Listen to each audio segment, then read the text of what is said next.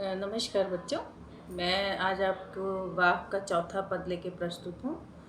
वाह का चौथा पद है लल दद्दे के द्वारा रचित। वाह का चौथा पद है, थल थल में बसता है शिव ही, भेद न कर क्या हिंदू मुसलमान, ज्ञानी है तो स्वयं को जान, वही है साहिब से पहचान। बच्चों, इसमें कवयित्री लल दद्दे ने यह बताने की जो चेष्टा की है कि यह बताया है कि जो ईश्वर है या ईश्वर का जो अस्तित्व है वो सर्वत्र व्याप्त है। उनका कहना है कि थल थल में, थल थल यानी इस धरती के एक एक रज कण में या धूल के कण में शिव का निवास है। शिव यानी शिव किसके प्रतीक हैं? कल्याण के। तो कल्याणकारी है, यह धरती हमारे लिए कल्याणकारी है। तो इसलिए यह थल थल में बसता है शिव ही, मतलब यहाँ के हर कण कण में ईश्वर मौजूद हैं। और मनुष्य को चाहिए कि वो भेद न कर क्या हिंदू मुसलमान। कवयित्री बताती हैं, उपदेश देती हैं कि हमें आपस में हिंदू मुसलमान में भेद नहीं करना चाहिए। अगर हिंदू है, मुसलमान है, सभी इस ईश्वर की देन है, ईश्वर संतान है, ईश्वर की संतान है। तो इसलिए हमें उनके प्रति अपने मन में द्वेष नहीं होना चाहिए, भेद नहीं करना चाहिए। हम जाति, धर्म, संप्रदाय, इन सब संकीर्णताओं को छोड़ करके उनके प्रति अपने मन में प्रेम भाव रखें। उन्होंने ये बताया है कि अगली पंक्ति, दो पंक्तियाँ बहुत ही महत्वपूर्ण है कि उन्होंने बताया कि ज्ञानी है तो स्वयं को जान। यदि तुम स्वयं को बहुत ज्ञानी समझते हो और बुद्धिमान समझते हो तो पहले तुम स्वयं तुम अपने बारे में जानो। अपने जो है तुम्हारे अंदर क्या कमियां हैं, तुम्हारे अंदर क्या बुराइयां हैं, या तुम क्या लोगों का कल्याण कर सकते हो, ये सब जो व्यक्ति जान लेता है वास्तव में वही ज्ञानी है।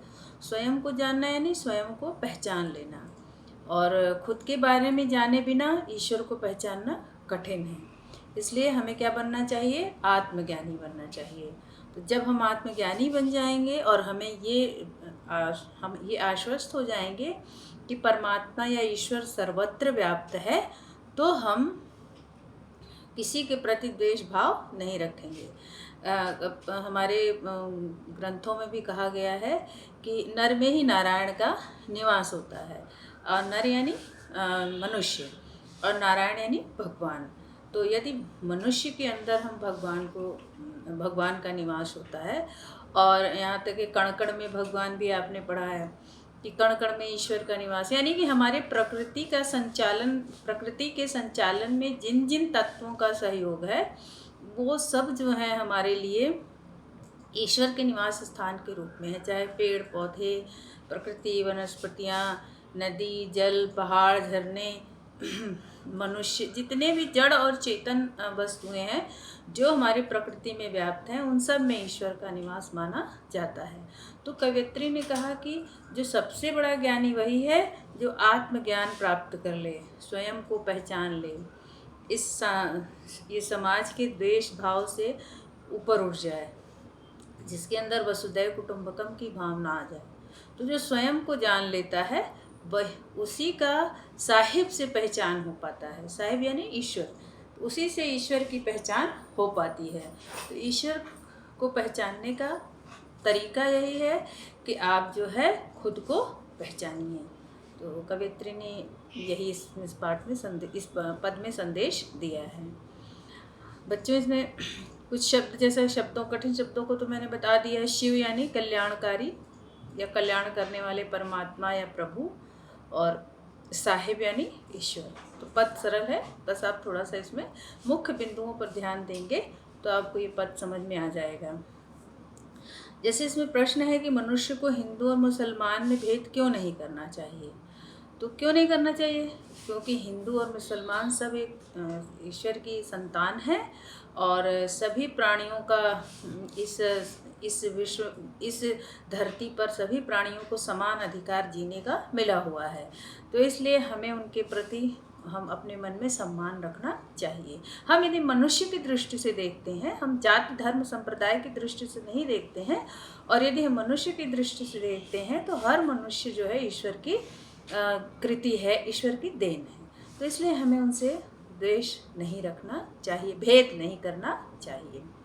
बच्चों से दूसरा प्रश्न बन सकता है, साहिब कौन है और उसे हम किस तरह पहचान सकते हैं? तो कवयित्री ने साहिब यानी प्रभु यानी ईश्वर को कहा है, और उन्होंने कहा कि इनको पहचानने के लिए हमें क्या करना होगा?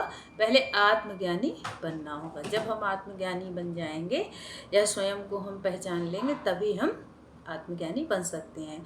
और बच्चों ऐसा कहा भी गया है कि आत्मा जो है परमात्मा का अंश है, मतलब जो हमारे अंदर आत्मा या प्राणवायु विद्यमान है वो परमात्मा की देन है या परमात्मा का एक भाग है, अंश है। इसलिए देखो बच्चों, जब मनुष्य की मृत्यु हो जाती है तो शरीर यथावत रह जाता है, सिर्फ प्राणवायु निकल जाता है। तो इसलिए हम मनुष्य को परमात्मा का अंश मानते हैं।